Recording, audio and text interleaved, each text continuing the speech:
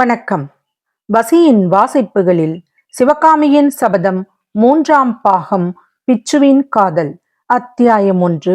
அழியா மதில். வாதாபி சக்கரவர்த்தி புலிகேசியின் படைகள் மகேந்திர பல்லவரின் காலத்தில் காஞ்சி கோட்டையை முற்றுகையிட்டது தென்னாட்டின் சரித்திரத்தில் பிரசித்தி பெற்ற சம்பவம். ஏறக்குறைய 8 மாத காலம் அந்த முற்றுகை நீடித்திருந்தது. எனினும் காஞ்சி கோட்டையின் மதில்கள் கண்ணி எழியாமல் கம்பீரமாக தலை தூக்கி நின்றன. வாதாபி படையை சேர்ந்த வீரன் ஒருவன் கூட காஞ்சி கோட்டைக்குள்ளே கால் வைக்கவும் முடியவில்லை. வாதாபி வீரர்கள் காஞ்சி கோட்டையை சூழ்ந்து கொண்டவுடனே வைஜெயந்தி பட்டணத்தில் செய்தது போலவே ஒரே மூர்க்கமாய் கோட்டையை தாக்கி கைப்பற்ற எத்தனித்தார்கள்.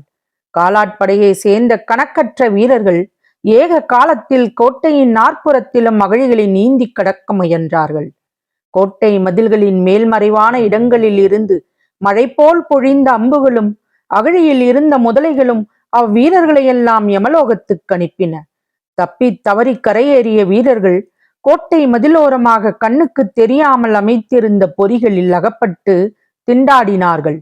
ஆங்காங்கு அகழிகளில் இறங்கிய யானைகளுக்கும் அகழியில் இருந்த முதலைகளுக்கும் பயங்கரமான போராட்டம் நடந்ததில் அகழியில் நிறைந்திருந்த தண்ணீரெல்லாம் செந்நீராக மாறியது.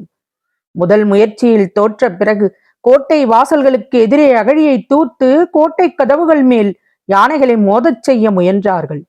காஞ்சியை சுற்றியிருந்த பெரிய பெரிய விருட்சங்களை எல்லாம் மத்தகஜங்கள் வேரோடு பெயர்த்து கொண்டு வந்து அகழியில் போட்டு தூர்த்தன. ஆனால் இந்த வேலை அவ்வளவு எளிதாக நடக்கவில்லை.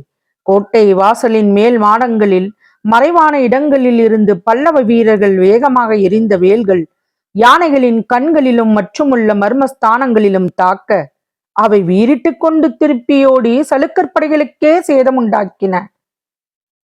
பெரும் பிரயத்தனத்தின் பேரில் கோட்டை வாசல்களுக்கு எதிரே அகழிகள் தூர்க்கப்பட்டன. யானைகள் கோட்டை கதவுகளை முட்டிய போது வெளிக்கதவுகள் தகர்ந்தன. ஆனால் வெளிக்கதவுகளுக்கு உள்ளே எதிர்பாராத அதிசயம் யானைகளுக்கு காத்திருந்தது. புதியதாய் அமைக்கப்பட்டிருந்த உட்கதவுகளில் நூற்றுக்கணக்கான வேல்முனைகள் பொருத்தப்பட்டிருந்தன. இந்த வேல்முனைகளில் வேகமாக மோதிக்கொண்ட வாதாபி யானைகள் பயங்கரமாக பிளிரிக்கொண்டு திரும்பி தங்களுக்கு பின்னால் இருந்த காலாட்படை வீரர்களை எல்லாம் துவம்சம் செய்து கொண்டு ஓடின. பெரிய பெரிய மரக்கட்டைகளை கொண்டு வந்து அந்த வேல்முனை பொருந்திய கதவுகளையும் தகர்த்தார்கள். அப்படி தகர்த்து விட்டு பார்த்தால் அக்கதவுகளுக்கு பின்னால் கோட்டை வாசலை அடியோடு அடைத்து கொண்டு கருங்கல்லாலும் சுண்ணாம்பாலும் கட்டப்பட்ட கெட்டிச் சுவர் காணப்பட்டது. இவ்விதமாக ஏறக்குறைய 1 மாத காலம் கோட்டையை தாக்கி கைப்பற்றுவதற்கு முயன்று தோல்வியடைந்த பிறகு நீடித்து முற்றுகையை நடத்தி கோட்டையில் உள்ளவர்களை பட்டினி போட்டு பணியச் செய்வதென்று புலிகேசி தீர்மானித்தான். வாதாபி படைகள் காஞ்சியை சுற்றிலும் நெடுந்தூரம் வரை கூடாரம் அடித்துக் கொண்டு தண்டு இறங்கின. முற்றுகையை ஆரம்பித்து 6 மாத காலம் ஆனபோது கோட்டைக்குள் இருப்பவர்களுக்கு என்ன ஆபத்து நேரிடும் என்று புலிகேசி எதிர்பார்த்தானோ அந்த ஆபத்து வாதாபி படைகளுக்கே நேரலாயிற்று. அதாவது உணவு பஞ்சம் நேர்ந்தது. லட்சக்கணக்கான வீரர்களும் ஆயிரக்கணக்கான போர் யானைகளும் வண்டி இழுக்கும் மாடுகளும் ஒரே இடத்தில் இருந்து கொண்டு எவ்வளவு காலத்துக்கு உணவு பெற முடியும்? வடபெண்ணை கரையில் இருந்து காஞ்சி வரையில் உள்ள வழிகளில் புலிகேசியின் படைகளுக்கு யாதொரு உணவுப் பொருளும் கிடைக்கவில்லை. ஏனெனில் வடபெண்ணையில் இருந்து மெல்ல மெல்ல பின்வாங்கி வந்த பல்லவ சைன்யம் வாதாபி படைக்கு உணவுப் பொருள் ஒன்றும் கிடைக்காதபடி நன்றாய் துடைத்து விட்டு இருந்தது. அவ்வாறே காஞ்சியை சுற்றிலும் நெடுந்தூரத்துக்கு நெடுந்தூரம் உள்ள கிராமங்களை எல்லாம் சூனியமாக விட்டுவிட்டு ஜனங்கள் போய்விட்டபடியால் வாதாபி படைகளுக்கு உணவுப் பொருள் எதுவும் கிடைக்கவில்லை. 2-3 மாத காலத்திற்குள் காஞ்சியை சுற்றி இருந்த காடுகள் தோட்டங்கள் எல்லாவற்றையும் வாதாபியின் யானைகள் அழித்து தின்றுவிட்டன. அப்புறம் அவற்றிற்கு ஆகாரம் தேடுவதற்காக பல காத தூரம் போக வேண்டியிருந்தது. அப்படி போனாலும் அந்த வருஷத்து கடுங்கோடையில் பசுமையை கண்ணால் பார்ப்பதே அபூர்வமாக இருந்தது. இதையெல்லாம் காட்டிலும் மிக பயங்கரமான இன்னொரு அபாயம் கோடை முற்றிய போது வாதாபி படைகளுக்கு ஏற்பட்டது. அதாவது குடிதண்ணீருக்கே பஞ்சம் உண்டாகிவிட்டது. அந்த வருஷத்தில் காஞ்சியை சுற்றிலும் 7-8 காத தூரம் பரவிய பிரதேசங்களில் சில அதிசயங்கள் நடந்து வந்தன. கார்த்திகை மார்கழியில் தண்ணீர் நிறைந்து ததும்பிக் கொண்டிருந்த பெரிய பெரிய ஏரிகள் எல்லாம் தை மாசி மாதத்தில் எப்படியோ திடீர் திடீர் என்று கரை உடைத்து கொண்டு சுற்றுப்பிரதேசங்களை வெள்ளத்தில் முழுகடித்தன. இது காரணமாக சித்திரை மாதத்தில் ஏரிகளில் ஒரு சொட்டு தண்ணீர் கூட இல்லை. ஆங்காங்கே இருந்த கிணறுகளும் குளங்களும் ஏரிகள் உடைத்துக் கொண்டு வெள்ளம் வந்தபோது தூர்ந்து போய்விட்டன. எங்கேயாவது கொஞ்சம் தண்ணீர் கண்டால் குடிப்பதற்கு பயனில்லாதபடி அழுகி நாற்றம் எடுத்து கிடந்தது. அந்த நாளில் பாலாற்றில் 3 இடங்களில் அணைக்கட்டு கட்டி தண்ணீரை தேக்கி வைத்திருப்பார்கள். வேநீர் காலமாக சிறிது சிறிதாக விடுவார்கள். இந்த வருஷத்தில் அந்த தேக்கங்களை முன்னமே உடைத்து விட்டிருந்தபடியால் கோடை காலத்தில் பாலாறும் வறண்டு விட்டது. பாலாறு வறண்ட காரணத்தினால் காஞ்சியையும் கடலையும் ஒன்று சேர்த்த கால்வாயிலும் தண்ணீர் வற்றி போய்விட்டது. கோட்டையை சுற்றியில் இருந்த அகழி தண்ணீரோ இரத்தமும் நினமும் சேர்ந்த சேற்றுக்குட்டையாக மாறிவிட்டிருந்தது. எனவே வாதாபியின் லட்சக்கணக்கான வீரர்களுக்கும் யானைகள், குதிரைகள், மாடுகள் எல்லாவற்றிற்கும் பாலாற்றில் ஊற்றெடுத்தே குடி தண்ணீர் கிடைக்க வேண்டியிருந்தது. பசி தாகங்களின் கொடுமையினால் போர் யானைகள் அவ்வப்போது வெறிபிடித்து சிதறியோட அவற்றின் கால்களில் மிதிப்பட்டு வீரர்கள் பலர் யமலோகம் சென்றார்கள். ஆனி மாதத்திலே ஒரு நாள் வராக கொடி வானலாவ பறந்த கூடாரத்திற்குள்ளே புலிகேசியின் யுத்த மந்திராலோசனை சபை கூடிற்று. முன்னே வடவெண்ணை நதிக்கரையில் நாம் பார்த்த அதே தலைவர்கள் 7-8 பேர் எதிரில் விரித்திருந்த கம்பளத்தில் உட்கார்ந்திருக்க, வாதாபி மன்னன் தந்த சிங்காதனத்தில் கம்பீரமாக அமர்ந்திருந்தான். முன்னை காட்டிலும் புலிகேசியின் முகத்தில் கொடூரமும் கோபமும் அதிகமாக கொதித்துக் கொண்டிருந்தன. படைத்தலைவர்களை பார்த்தவன் கூறினான், இந்த மகேந்திரவர்மனுக்கு தகப்பன் பெயர் சிம்ம விஷ்ணு, மகன் பெயர் நரசிம்மன். ஆனால் மகேந்திரனோ வெறும் நரியாக இருக்கின்றான்.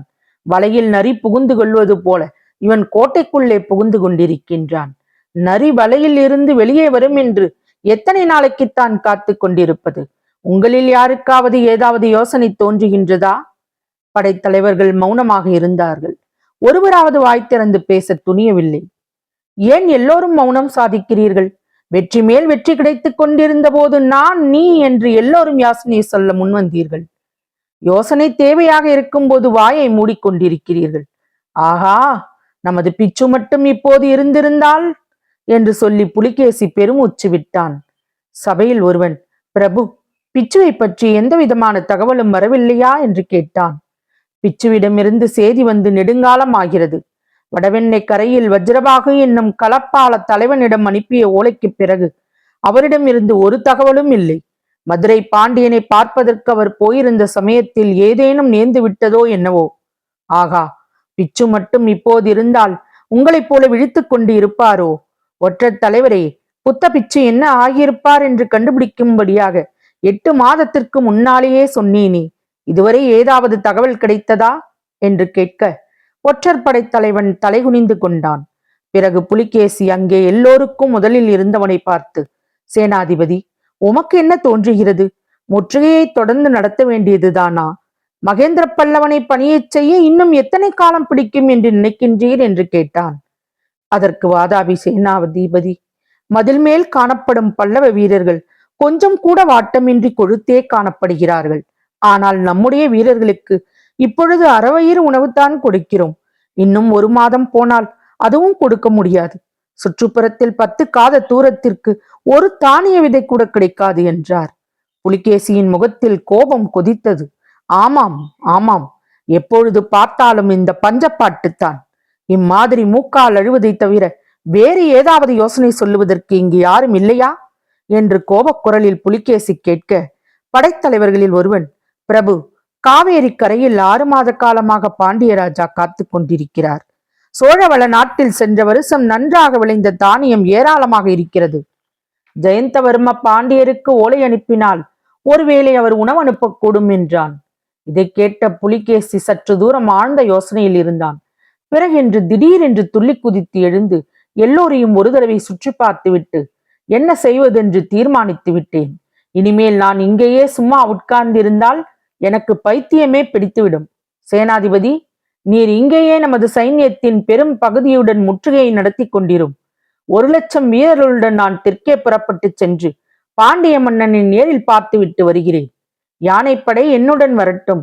ஆஹா, வாதாபியிலிருந்து புறப்பட்ட போது கொழு கொழுவென்றிருந்த நம் யானைகள் உணவில்லாமல் எப்படி மெலிந்து போய்விட்டன. காவேரி கரையில் நம் யானைகளுக்கு நிறைய உணவு கிடைக்கும் அல்லவா என்றான். அப்போது ஒற்றற்படை தலைவன், பிரபு, தாங்கள் அப்படி சிறுபடையுடன் போவது உசிதமா? பாண்டியனுடைய நோக்கம் எவ்விதமாக இருக்குமோ என்று கூறியதற்கு புலிகேசி, பாண்டியனுடைய நோக்கம் என்னவாக இருந்தாலும் என்ன, அவன் நம்மோடு போர் செய்ய துணிய மாட்டான் என்ற மோச கருத்துள்ளவனாக இருந்தாலும் என்ன செய்துவிட முடியும்?